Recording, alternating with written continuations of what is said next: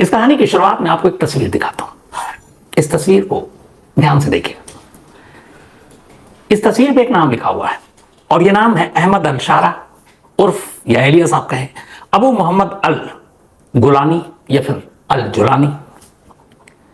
और इस तस्वीर के साथ नीचे $10 मिलियन यानी $1 करोड़ यानी इंडियन करेंसी में आज की तारीख में लगभग $86 करोड़ का इनाम रखा गया है।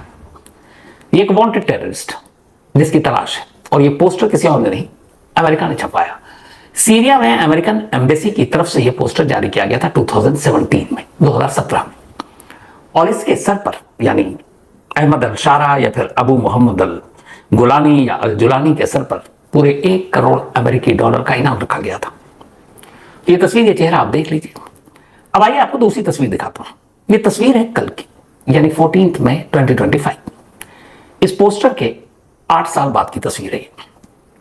इस तस्वीर में एक शख्स होता पहचान ही गया हूं, वर्ल्ड फेमस है, आजकल चर्चा में भी है क्योंकि इंडिया और पाकिस्तान के बीच सीज फायर का बम इन्होंने फोड़ा था।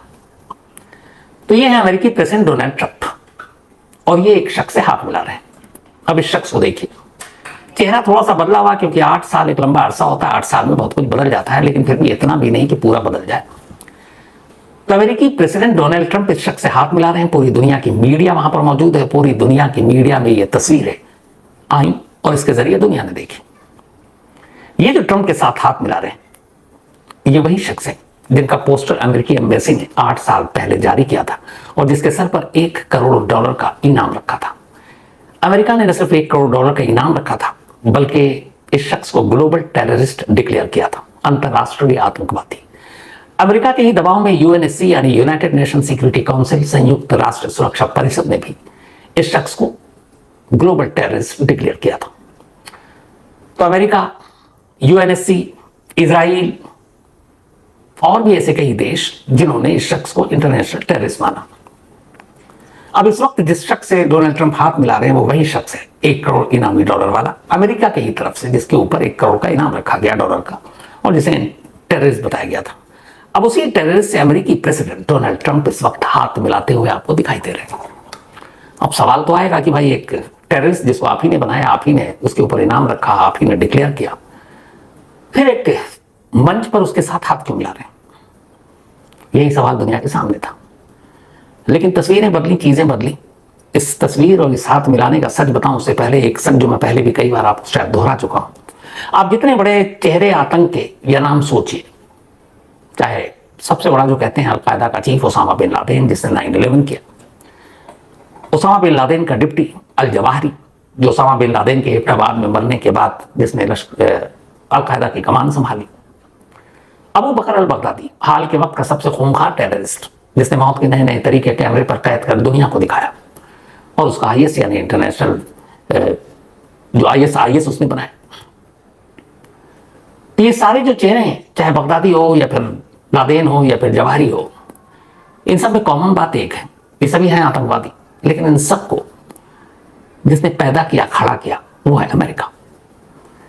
जब सोवियत संघ अफगानिस्तान में दाखिल हुई, उस वक्त सोवियत संघ, तो अफगानिस्तान से सोवियत संघ को खदेड़ने के लिए अमेरिका को जरूरत थी, तो ओसामा बिन लादेन को पैदा किया और कहा कि जाओ जिहाद के नाम पे लड़ो।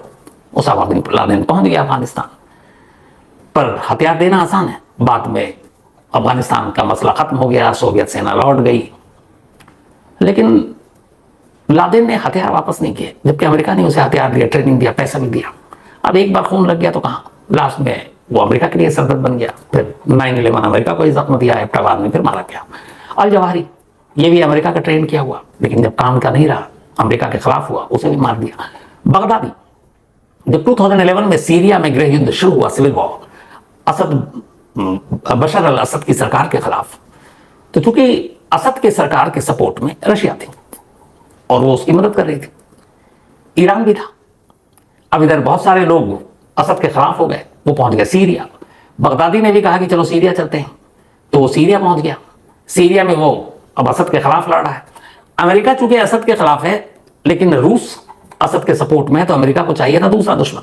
उसने बगदादी और उसके जैसे आतंकवादियों की मदद की, कहा ये लो हथियार, ये लो ट्रेनिंग, ये लो पैसे, सीरिया में लड़ो। अब बगदादी वहां जाकर लड़ रहा है, अपने फौज तैयार कर रहा है, लेकिन फिर बाद में सेम उसका हाल भी ओसामा जैसा हुआ, लादेन जैसा। हथियार ले तो लिया, बाद में जब खून लग गया तो उल्टा वो अमेरिका पर ही चढ़ बैठा। फिर अमेरिका ने उसे भी टेररिस्ट डिक्लेयर किया और आखिरकार बगदादी का भी अंत हो गया। तो ये सारे टेररिस्ट पहले अमेरिका पैदा करता है, फिर उन्हें मारता है। यही राजनीति है। अब ये कहानी इसलिए सुना रहा हूं कि किसी तस्वीर में इसकी पूरी सच्चाई छुपी थी। ये जिस शख्स से जो $1 करोड़ का इनामी है, ये शख्स इस वक्त इसलिए डोनाल्ड ट्रंप हाथ मिला रहे हैं क्योंकि अब ये सीरिया के इंटरिम प्रेसिडेंट हैं, यानी अंतिम राष्ट्रपति। जी हाँ, अहमद अल शारा। अहमद अल शारा ने अपना नाम जैसे ही अंतिम राष्ट्रपति अभी इसी जनवरी 2025 में जब शपथ ली तो अपना नाम बदल दिया। उन्होंने कहा मेरा ऑफिशियल नेम होगा अहमद अल शारा, क्योंकि इनका पुराना नाम आतंकवाद की याद दिलाता था और पुराना नाम वो था अल मोहम्मद अल गुलामी या अल जुलानी, जिसके ऊपर $10 मिलियन का इनाम का पोस्टर छपा हुआ था। तो उस नाम को इन्होंने अपने से किनारे कर लिया और अब ये नए नाम से सीरिया के राष्ट्रपति हैं और नया नाम है अहमद अल शारा। तो अहमद अल शारा से इस वक्त डोनाल्ड ट्रंप इसलिए हाथ मिला रहे हैं क्योंकि वो सीरिया के इंटरिम प्रेसिडेंट है। लेकिन ये आधी सच्चाई है।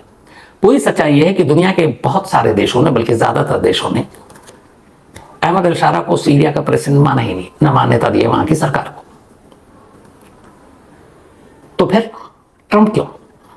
ट्रंप 4 दिन के दौरे पर गल्फ कंट्री में घूम रहे थे, कल शायद निकल गए।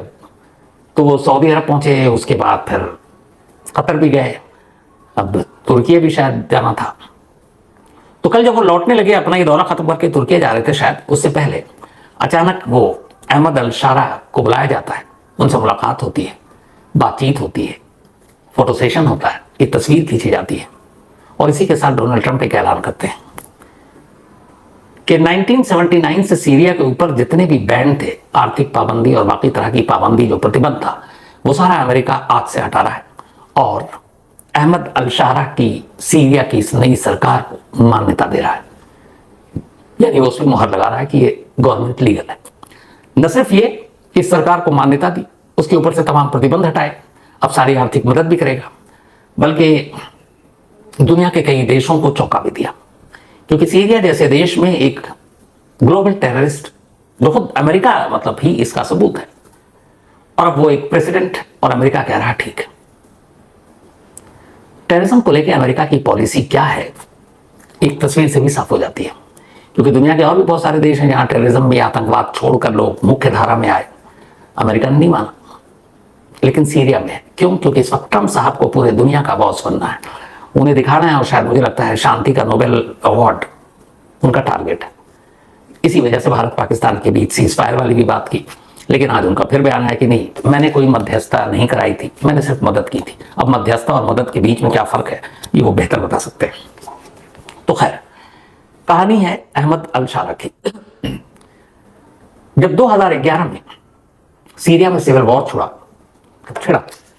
तो पहले लगा पुतिन को कि संभाल लेंगे, ईरान भी दोस्त था, मदद कर रहा था, लेकिन धीरे धीरे हालात बेकाबू होते गए। उसी वक्त बगदादी जो सिर्फ इराक में था, उसको एक मौका दिखाई दिया, उसने कहा चलो हम भी सीरिया के उथल पुथल का फायदा उठाएं। तो पहले वो खुद नहीं गया, उसने अपने खास बंदे को कहा तुम जाओ सीरिया, और सीरिया में जाकर एक फ्रंट तैयार करो, लड़कों को तैयार करो, उनको हथियार दो, ट्रेनिंग दो, और वहां पर असद की सरकार के खिलाफ लड़ाई शुरू करो। जिस शख्स को बगदादी ने चुना सीरिया में अपना मेन कमांडर, उस शख्स का नाम था अहमद अल शारा, यानी अभी के सीरिया के प्रेसिडेंट, या दूसरा नाम अल मोहम्मद गुलानी या अल जुलानी। 2011 में अल जुलानी को इराक से सीरिया भेजा गया। अब वो सीरिया में जाने के बाद 2012 में जुलानी ने अपना एक ऑर्गेनाइजेशन शुरू किया, क्योंकि वो आईएस के नाम पर कर नहीं सकता था, तो उसने खोला अल नुसरा फ्रंट। अल नुसरा फ्रंट एक टेररिस्ट ऑर्गेनाइजेशन है जो बैन है। अब इसके बाद वो इसका बना बॉस। फिर बाद में जब अल नुसरा फ्रंट निगाहों में आई कि ये टेररिस्ट फ्रंट है, तो इसका नाम बदल कर दिया जबात फतह अल शाम। लेकिन फिर जबात फतह अल शाम भी कुछ आया कि रूस का प्रेशर था, तो फिर से उसका नाम बदला गया, और उसके बाद तीसरा नाम रखा गया तहरीर अल शाम, और इसका भी हेड यही जुलानी। अब जुलानी ने वहां लड़ाई शुरू कर दी असद के खिलाफ, धीरे धीरे बाकी फोर्सेस भी उसके साथ जुड़ते गए। लेकिन एक वक्त ऐसा आया कि जब जुलानी बहुत बड़े हो गए, उन्हें लगा कि ये बगदादी से इंस्ट्रक्शन लेने का कोई मतलब नहीं है, तो उन्होंने कहा कि आप खुद के ऊपर करेंगे। अब वो खुद से लड़ना शुरू किया। जब अमेरिका को ये बात पता चली तो उधर अमेरिका ने जुलानी को अरेस्ट भी किया था। 5 साल तक ये जो भी सीरिया के प्रेसिडेंट जिनसे डोनाल्ड ट्रंप हाथ मिला रहे हैं, 2000 के मिड में ही 5 साल तक अमेरिकी बंदी रहे अल जुलानी। 5 साल बाद इनको छोड़ दिया गया। जब छोड़ा गया तो ये फिर से वापस उसी रास्ते पर असद सरकार के खिलाफ फिर बगदादी से भी किनारा कर लिया। जेल से आने के बाद जुलानी को एक चीज समझ में आई कि बगदादी के रास्ते पे चलेंगे तो सिर्फ बर्बादी होगी। तो उसने एक तरीका अपनाया कि असद सरकार को तो उखाड़ कर फेंकना है, लेकिन जो पश्चिम देश हैं उनको भी साथ मिलाना, थोड़ा सा कट्टरवाद में नॉर्मल बिहेवियर रखना है, थोड़ा सा ज्यादा कट्टरवाद ना हो, ताकि उन देशों को अपने साथ लेकर चल सके। उसने अपना स्टाइल बदला और उसके बाद अब वो लड़ना शुरू किया।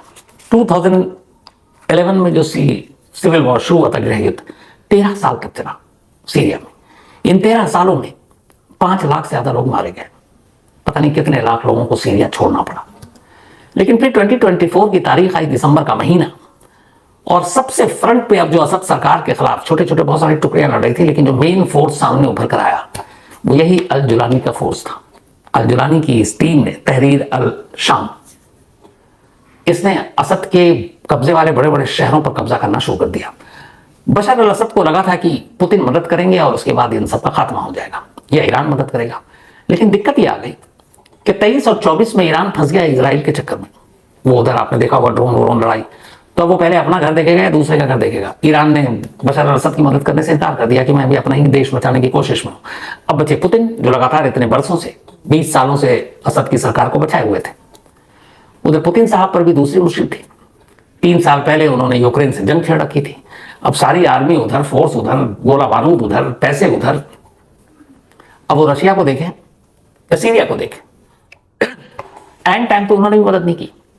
अब बशर अल असद जिन दोस्तों के भरोसे पर थे, वो दोस्त खुद अपने घरों में लगी आग को बुझाने में लगे थे। तो ऐसे में दुश्मन को मौका मिला, बशर अल असद को लग गया बाहर में। दिसंबर 2024 में चुपचाप एक जहाज में बैठकर असद सीरिया से निकलते हैं और सीधे मॉस्को लैंड करते हैं। पुतिन ने इतनी दोस्ती निभाई, उन्होंने कहा कि चलो इस बुरे वक्त में कहां भटकोगे, आ जाओ, यहाँ तुम्हें घर देते हैं, यहाँ तुम सुरक्षित रहोगे, महफूज रहोगे। तो 24 में वो भाग कर पहुंच गए। अब वो अभी भी मॉस्को में है। इधर असद के जाने के बाद अब सीरिया खाली, गद्दी खाली। अब शुरू हुई कश्मकश, कौन बनेगा। तो इसी के बाद जनवरी में यह तय हुआ, जो छोटे छोटे जितने संगठन थे, और उन्हें लगा कि पश्चिमी देशों में जो एक्सेप्टेड चेहरा होगा वो शायद अहमद अल शारा का होगा। तब तक वो खुद को अबू मोहम्मद अल गुलानी या अल जुलानी जो बता रहे थे उनको होगा। फिर हुआ कि नहीं, ठीक है, पहले हम इंटरिम प्रेसिडेंट बनाते हैं, अंतरिम, बाद में जब चुनाव डेमोक्रेसी देखेंगे। उन्हें एक इस्लामिक हुकूमत कायम करनी है सीरिया। तो फिर लोगों की मर्जी से यह तय हुआ कि अल जुलानी को अंतरिम प्रेसिडेंट बनाया जाए, और जनवरी 2025 में, यानी 4 महीने पहले, उनको प्रेसिडेंट बना दिया गया।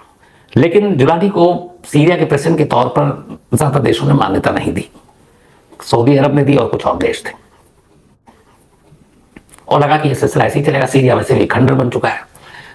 13 लंबे साल में जो गृह युद्ध हुआ, बर्बाद होकर रह गया इतना खूबसूरत देश। लेकिन अब अचानक कल, यानी कि 14 मई को, डोनाल्ड ट्रंप कहते हैं कि इसमें सऊदी के क्राउन प्रिंस सलमान, उन्होंने बड़ा रोल प्ले किया कि किसी तरह से सीरिया के इस प्रेसिडेंट से आप मिले। और डोनाल्ड ट्रंप मिले, खुलेआम मिले, हाथ मिलाया, और उसके बाद बंद कमरे में बैठक हुई और फिर एक ऐलान हुआ।